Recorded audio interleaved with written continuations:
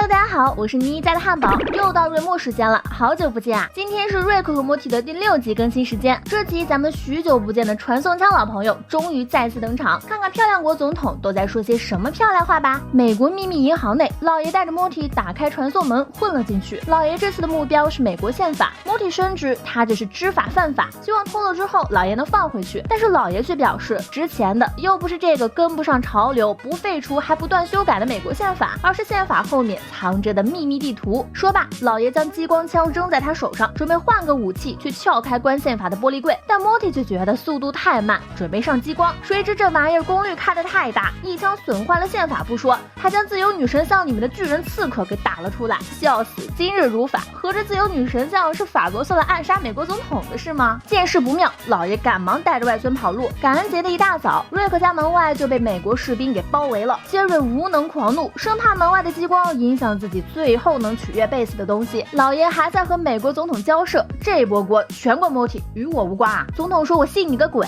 你这个美国恐怖分子！老爷立刻反驳，恐怖分子这词都快被你用烂了，你老实说，恐怖分子这个词是不是就是指你的敌人？俩人谁也不让谁。夏沫看了一眼，劝他俩不要多说，直接开战。但老爷不，老爷就要绕着来，他决定让自己变成火鸡，然后让总统赦免他和莫蒂。然而这一招几乎瑞克每年都要在感恩节用一次，总统上当好几回了，这一次他早有准备。老爷催眠的火鸡养殖者被总统安乐死了，而总统用来运输火鸡的装甲军车是老爷用的皮包公司造出来的。俩人一番套娃，最终老爷还是不愿放弃火鸡计划，而总统也选择了一批特种兵植入火鸡基因，用来暗杀变成火鸡的爷孙俩。一旁的白人副总都傻眼了，神经病吗？这不是搞这么麻烦，还不如直接开干。外面的巨人刺客还在纽约大杀特杀，总统居然在这里和瑞克玩火鸡找不同游戏。总统看他一眼，下属说话小心点，要不是我需要1成的白人支持，你早下岗了。这时收到消息的特种兵们深情告别怀孕的妻子，植入了芯片和基因，转变成火鸡进入装甲车，等待瑞克和莫蒂的出现。老爷放了人肉机器人，假扮他和莫蒂，爷孙俩放倒了出来探查的火鸡特种兵。总统在外界也发现人肉机器人的事情，肯定瑞克就在火鸡群内，于是决定给自己也注入芯片和基因，他要亲自去对付瑞克。老爷和莫蒂顺利抵达了火鸡地下室，但这时总统火鸡也出现了，老爷伪装暴露，总统表示你输了，赶紧道歉。瑞克冷笑一声，你不赦免我，我3天之内搬家加拿大，从此地图没有美国，只有加拿大，这能忍？总统想都没想就和他干了起来，俩火鸡干架无非就是你推我打，谁知道老爷一头锤把总统肚子里的身份识别芯片给打了出来，掉别的火鸡嘴里。偏偏这时候法国那个巨人刺客已经把纽约攻打下来了，这尼玛是放了个圣女贞德在里面吗？副总统让人赶紧把总统带出来，然后那群特种兵就把吃了总统身份芯片的火鸡给抓走了。真总统一脸茫然，眼睁睁的看着火鸡被注入了自己的基因，变成了人。大概是当总统这件事已经刻入了他的 DNA， 以至于火鸡有了他的基因，立刻就适应了美国总统位置。而真总统则和爷孙俩一起被扔进了地下的养殖场，在下面他们居然遇上了新洛夫版本的小罗斯福。爷孙俩的火鸡时间恢复正常，在一把火烧掉小罗斯福后，老爷和总统谈了个条件，而外界火鸡总统带着自己的同胞，要求研究员将火鸡变成人类被识破后，咔嚓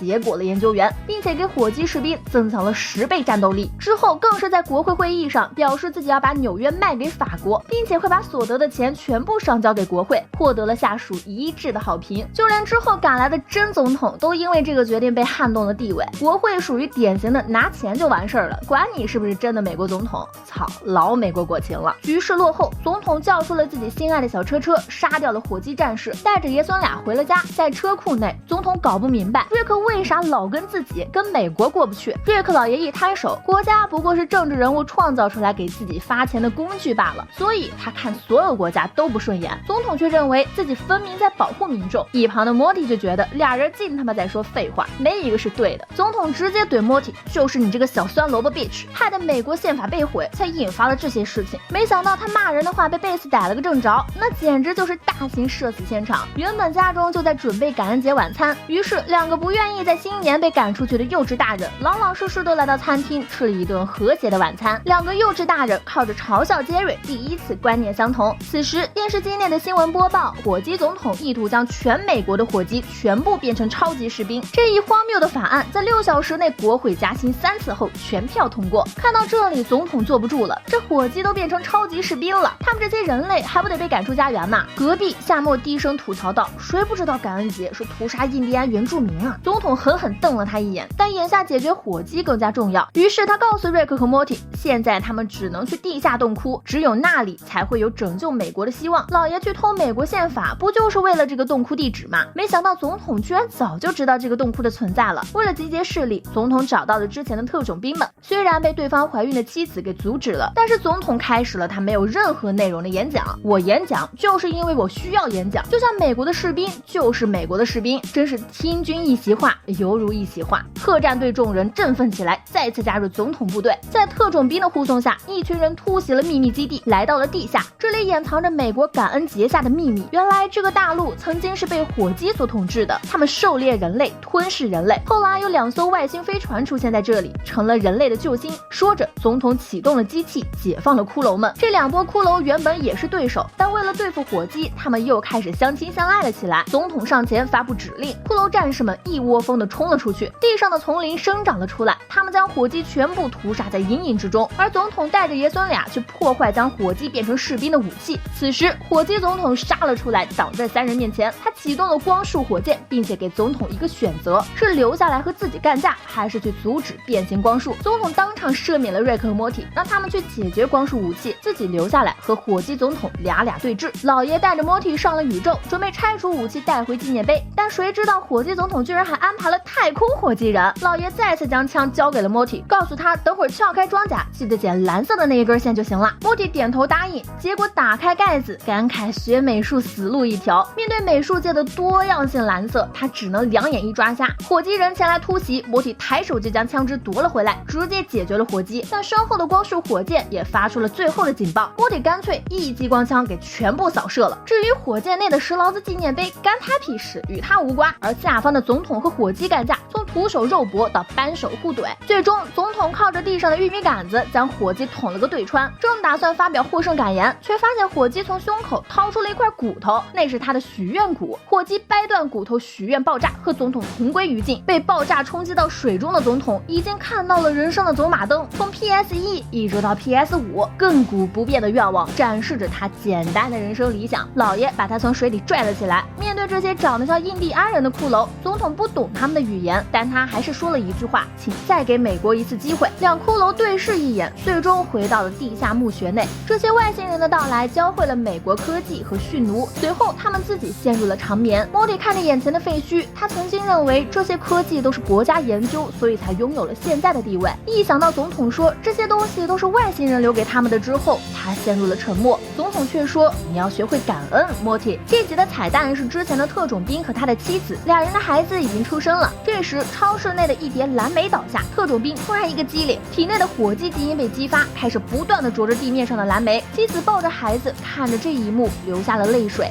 这一集还是蛮典型的瑞莫历险故事，但仍然嘲讽了不少东西，譬如国会只要有钱，管你谁是总统，只要加薪，再荒唐的事情也能同意，以及感恩节和老兵的事情。故事中设定的骷髅外星人，实际上长相和印第安人的外表十分相似，配合着感恩节这个故事和历史来看，相当讽刺而现实。但总统对骷髅的那句请再给美国一个机会，或许是为当初被屠杀的印第安人的抱歉，谁知道呢？另外彩蛋感觉是作者在讽刺美国退伍老兵没能得到帮助这件事，他们留下了伤痛和残疾，却在下半辈子困于贫穷，妻子这才会抱着孩子落泪。那么本期的视频到这里就结束啦，喜欢视频的小伙伴们记得点赞、评论、收藏哦。我是妮妮家的汉堡，我们下期再见哦，拜拜。